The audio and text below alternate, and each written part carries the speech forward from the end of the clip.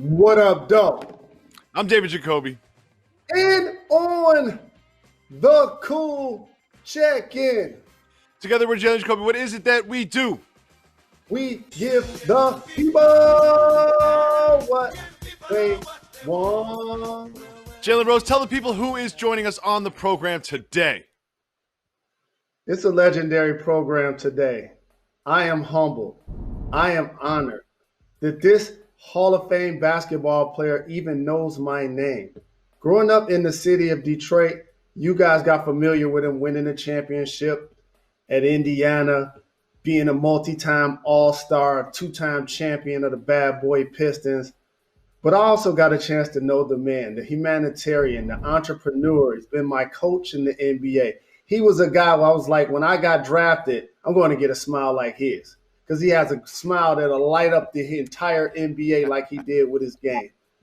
Isiah Lord Thomas III is here. Zeke the Freak is here. Welcome to Jalen and Jacoby. I am forever grateful. And there's one other individual that would like to welcome you properly like no other show can.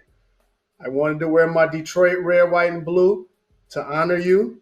Also, I wanted to bring a character, Motown Clown from the late 80s, to celebrate your championships with you.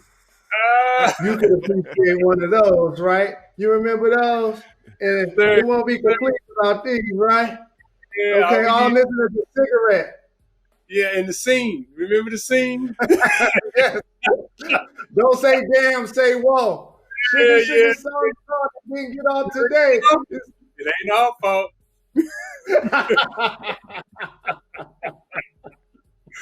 Oh, that's great. All we missing now is some Seiko. Well, obviously, it's a big day for you. Yesterday we aired the third and fourth episode of The Last Dance, and these episodes were very important to the two of you, and they featured the Bad Boy Pistons. And what was it like just sitting down and watching this documentary unfold and reliving those moments of that time?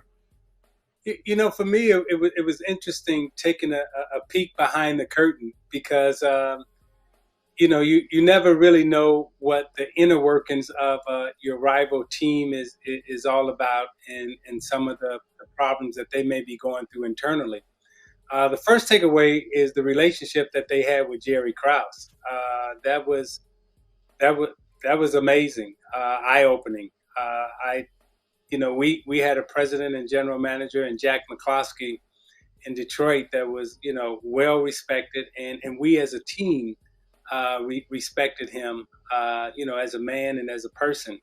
And to see what was happening with Jerry Krause and the Chicago Bulls and their team, the disrespect that was being shown to Krause during those periods of time, that was just interesting looking in. And then, seeing the documentary from the Bulls' perspective and knowing our perspective, how we perceived the Chicago Bulls and actually how they really were is it's entertaining and it's good to watch.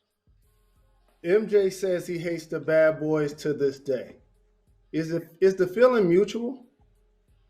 We hated each other in terms of our basketball teams competing against each other, but in terms of hating him personally, I myself personally don't have that feeling. And I don't think any of our Piston players have a personal dislike for any of the Chicago players. Now, as a basketball team, we competed, we played hard and everything else, but we were no different than, the Celtics and the Philadelphia 76ers. I can remember Dr. J and Larry Bird, bam, in each other's face. And then showing up at the All-Star game, giving each other a hug and love. And it was never anything outside of the floor. It was always competition on the floor. So when I look at the Bulls, we were champions. They dethroned us. And really, that's it. Well, I'm glad you brought up that because I feel like a lot of times, especially when younger people look back on this era, they'll remember it as the era of Larry versus Magic, and then MJ sort of like took over the league. When a lot of times I feel like the Bad Boy Pistons and somewhat the Houston Rockets were also sort of overlooked as some of the greatest teams ever assembled during this era. Do you feel the same? Yeah, there's a false narrative out there that places Jordan's winning years in the '80s, and Jordan never won Correct. it in the '80s. And the teams that dominated in the '80s, and the four players that were winning championships in the '80s: Dr. J. Moses Malone, the Philadelphia 76ers; Larry Bird, McHale, Boston Celtics; Magic, Kareem, the Lakers; and the Pistons. And those were the four teams. And no matter how, and anytime you put Jordan in the '80s against all of those teams and against all of us, he has a losing record. Now, when you put him in his proper time frame in terms of the '90s and what he did in '91 thereafter, he has a winning, dominant record against those teams and those players. But when he's in the '80s, he wasn't dominating the '80s, although he was a great player and he was the MVP of the league in '88. His teams were still getting beat. And those are just facts. I'm glad you did that distinction because you're exactly right. You could not have articulated better for somebody like me who's been doing this argument for my entire life. That happened in the 90s. Like when we talk about the 80s, that was a total different brand of him having to earn his way into learning how to be great, learning how to be an MVP, learning how to be a champion, learning all of those things. And the Bad Boy Pistons eliminated them 3 straight seasons from the playoffs, Jacoby. So as a squad during that period of time that was fortunate enough to win back-to-back titles, how gratifying was it to be able to do it in the era that started with Bird and Magic, Dr. J, as you said, and then your squads winning 2 in a row? It was very gratifying. And the thing that we had a chance to do that Magic or Bird didn't have a chance to do or didn't do, we should have three-peated. We should have been the first team to three-peat. 88, 89, 90, we were the best team in basketball, and we should have three-peated. And not for, a phantom foul, we win 3 in a row, and we're the first team to three-peat, not the Chicago Bulls. And, when we look back on that era also, the only back-to-back champions in that era was the Los Angeles Lakers and the Detroit Pistons. The Celtics never went back. So when you talk about, from 80 to 90 in that decade, these were the dominant teams. These were the dominant players. And playing against, some of the best players who have ever played the game, to just give you an example of how good a basketball team we were. In '86, that '86 Celtic team is looked at as one of the best teams to ever play in the history of the game. Well, in 1987, we had that team beat. I throw the ball away in Game 5. Bird steals the ball. Dennis Johnson lays it up. Bird steals the ball. Dennis Johnson lays it up. Right? We all heard that in our sleep nightmare still today. And then in Game 7, Vinnie Johnson and Adrian Danley collide heads. They're out the whole fourth. And Boston beat us in 7-game elimination by 3 points. That's how good a basketball we were in '87.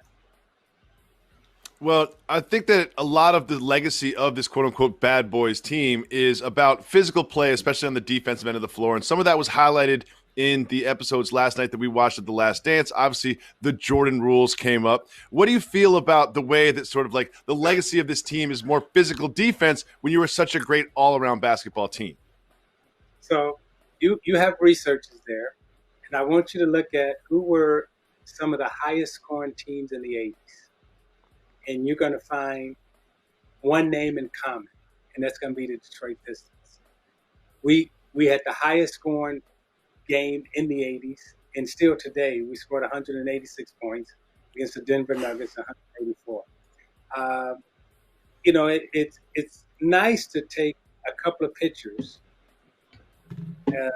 video clip, and then put a couple of sentences behind it and say, oh, this was the Pistons, okay? But there isn't a player in the 80s that got hit more upside the head than Isiah Thomas, okay? All facts. We didn't cry about it. But by the way, at the same time, you know, Philadelphia played physical. Boston played physical. LA played physical. Detroit played physical. And then I'm looking at the tape. Dennis Rodman and the Chicago Bulls played physical. So this narrative around, Detroit and the Jordan rules. Now, the Jordan rules were simply this. Michael Jordan was, as great as Jalen Rose was going left, Michael Jordan was that weak going left. And we would force Jordan left. When he was on the right side of the court, we would force him to his left hand. And he wasn't a 3 dribbler going left. He was a 2 dribbler going left. So he dribbled 2 times, pick up the basketball, and either shoot it or try to make a play. And what we would always do is come on the first dribble.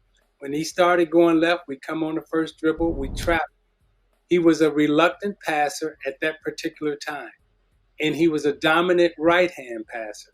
So as a dominant right-hand passer, we would send the trap to his right hand, stay on his right hand, make that pass go in the air so we can rotate and pick up on the rotation. And that was whenever he was going. And you see him in all these films, he's driving left and we come in a double team. Early on when we would double team, he was, again, a reluctant passer. So he would take very hard contested shots. The NBA at that time wanted to market the dunk. We were saying we're not going to let Michael Jordan dunk. And there's still a no layup, no dunk rule in the NBA today. So whenever he got close to the basket, instead of letting him dunk, we would foul him, send him to the foul line. He was an 85, 86% foul shooter. So that meant the more you sent him to the foul line, he may split one or he may miss one. But we knew if he dunked, that was a sure 2. Those were the Jordan rules. Tempo was what I was supposed to control. And if you look at all these Chicago scores, they're scoring, 87 to 92 points roughly. And Jordan's taking 30 to 32 shots, and we're forcing 15 turnovers. So that's 45 possessions that are gone or to Michael Jordan. And out of those other, 35 shots that would be available, those 35 shots had to be distributed between 7 to 8 players. So that means each player was probably getting an average of 4 to 5 shots. And defensively against those players, we were holding those players to 25% shooting. They were making 1 to 4 or 1 to 5. Those were the Jordan rules, and that's how we always beat them. Isiah Thomas, you're from the west side of Chicago. I know you were watching a documentary last night. There was a gentleman named Horace Grant that called you guys. How did you take that? I laughed at it. It's laughable. I mean, it truly is. It's laughable. I won't get into. All I know is whenever I've seen these guys personally up front with each other, I have never gotten that reaction from Horace Grant. I've never gotten that reaction from Michael Jordan.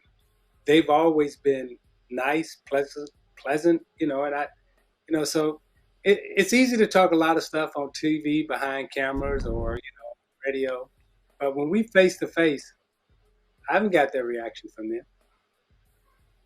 That's really interesting because it seems like there's still a little bit of grudges being held on both sides, to be honest. And obviously, I know you saw when the director. Oh, you're gonna stop me? No grudges. No grudges.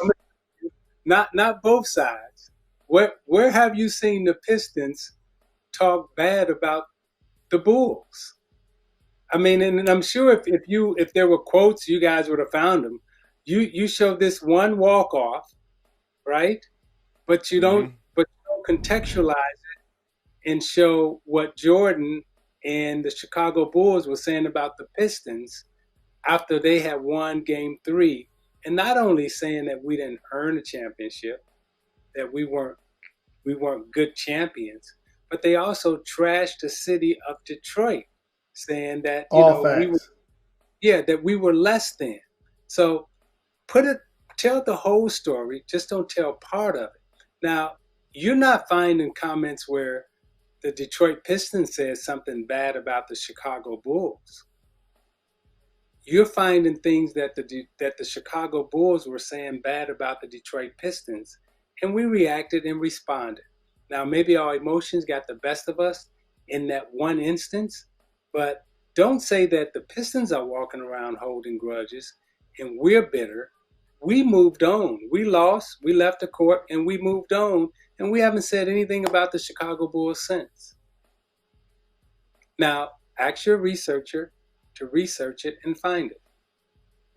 We absolutely will. And that moment, and you and I have talked about this personally and professionally. If you squint when you look at that video as you guys are walking off the floor, I'm walking with y'all. I'm in that line. Yeah. I've been saying this since that day. And anybody that's been listening to this show for 9 years knows I was with y'all. That's rivalry, everyone. When you say that's what you miss in sports, that's what we're talking about. And it's going to be personal. It's going to be physical. And that's, I think, what people don't understand, Isiah, about that moment and the emotions that went into the hug with Captain Jack as y'all walked off. It was an end of an era that you just described that went so many different ways, but it was so very great and fun to watch. And you know, that was all experience. I mean, we're watching the Chicago Bulls and Michael Jordan's documentary, his story. Our story on that day was, hey, our run has come to an end. And you saw us congratulating each other on the bench, thanking each other on the bench and everything else. Now, the city was on fire because of the comments that Jordan had made about our team prior to that game and how we were bad and everything else. Now, Jalen was in that line walking, but also, realistically, the whole city was marching with us, you know, because that was the feeling at that time. And not only that, but and this is very rare in sports, our beat writers were also walking out with us because they too had felt insulted because they grew up in Detroit. And you know, but you know, in terms of the Pistons, we have never, you know, gone out and said, oh, the Celtics were bad for basketball and the Lakers were bad for basketball or the Chicago Bulls were bad for basketball. Their style was bad. We never said anything like that.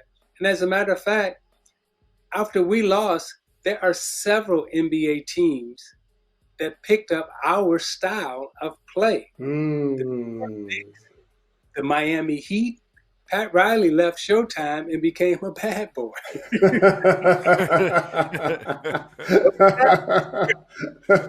Well, I mean, you make a really good point there. I mean, the Pistons didn't invent physical play, but sort of it was effective and it became sort of a trend. Do you feel like that bad boys team in this era created some of the rule changes that led to the sort of hands-off approach to the sport that's being officiated today? They changed the rules for the Detroit. They changed the rules against the Detroit Pistons, offensively and defensively. So I had rule changes in the early 80s because Lambeer and I were isolating on one side of the floor playing pick and pop basketball, not pick and roll basketball. We were one of the first teams to start playing pick and pop and had a center popping out to the three-point line, taking the bigs away from the basket so I can get to the basket and make layups. They changed the rule and said, hey, you can't, remember this, Jalen? You can't have more than 3 players lifted on one side of the floor. Oh, my goodness. Yeah, that's classic. That's the Thomas rule, where you can come over across the lane, okay? That all those rule changes were designed around stopping our play at that time in terms of way we were playing. And then defensively, they started ruling against us. And the one big rule change that we still see today, and Jalen, you'll remember this when you were playing. As an offensive player, you could not take your hand and push the other guy away. That If was you could have done that, oh that, my goodness. that was called an offensive foul. Kevin McHale and I, at that time, we were on the rules and the competition committee. And we were saying to the officials, what y'all are allowing Jordan to do in terms of pushing off, he doesn't need any more help. He's got a 57-8, a 59-inch vertical. He don't need no more help. But because teams were starting to double team him, they allowed him to push off and get away with it. Fast forward, Byron Russell guarded him in the NBA Finals. Jordan drives right. Russell has him guarded. He takes his left hand, pushes him. Jordan slides. Russell slides.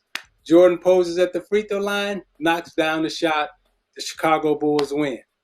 What we have in basketball today is every single player takes his left hand or right hand and just pushes the defender away and then takes a shot, and now we call it a basketball move. That is a Jordan rule. How about seeing Dennis Rodman as a member of the Bulls? He was your young boy in Detroit, the Worm. Won 2 championships and found his way to Chicago. How then did you guys feel about him joining the enemy? And what did you think about how his image changed to where he was more naive as a young player in Detroit to somewhat of a rock star later in his career with the Bulls? 2 answers to that question. I love that he became a rock star. And I love that, he was being judged for being a great basketball player. And no one at that time, I don't think anyone at that time when Dennis Rodman was playing called him a thug. When he was with the Detroit Pistons, he's a thug.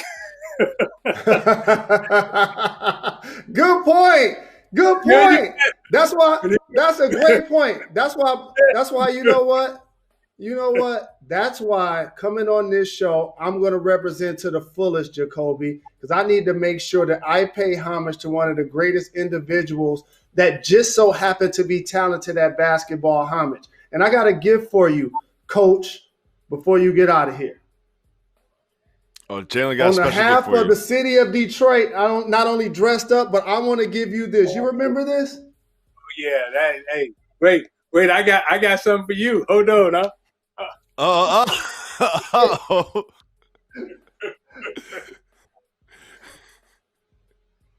Oh, wow. Absolutely. What a classic. What a classic. Wow. Yeah. This embodies so much of Detroit, Jacoby, the world you can't understand. This is Mayor Coleman A. Young. Mayor Coleman A. Young, the first African-American mayor of a major metropolitan city.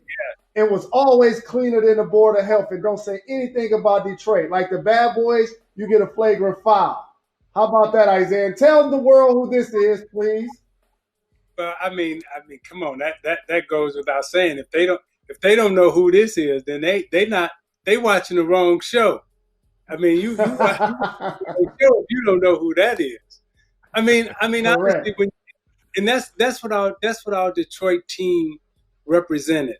I mean, when you put those forces together, and not only when you put those forces together from a political standpoint, but also from a team standpoint, and what we truly represented, that's what Michael Jordan and the Chicago Bulls was insulting. And that's how we felt like, wait a minute, we earned it. Not only did we earn it, but we were recognized nationally and internationally by the world basketball community. And for us to be dissed like that and saying that we didn't earn it, our city and our team really took that as a slight. And that's why this is a legendary picture, my favorite picture. I'm going to make sure I give it to you because I know you probably have a lot of things in your multi mansions. I know you don't have this framed anywhere. I know you don't. I don't have that one framed, but I have. You saw that picture of me and Mr. Mandela and Nelson Mandela holding it. I keep that right in my office on my desk. So, and when he visited Detroit and put on the Piston jacket, I mean, Mayor Coleman Young, Nelson Mandela. You talking about bad boy spirit in terms of what we stood for? Hey, that's who we were. No doubt. And that's why I wanted to share this picture because that's bigger than a game. So for people who try to compare who was the dominant team in whatever era, let me tell you something. When Nelson Mandela rocking your jacket, you won at life. Well, but by the way, Jalen, he had just been released from prison, and that was his first trip to America. And the first place he came was Detroit, and stopped and put on a Piston jacket. That's what we represent. That's love. That's great. I want to thank you so much for coming on the program, Isiah. You're obviously welcome back anytime. I want to remind everybody, there's also a Bad Boys 30 for 30. If you're looking for something to watch between episode 4 and episode 5, watch the Bad Boys 30 for 30, and you'll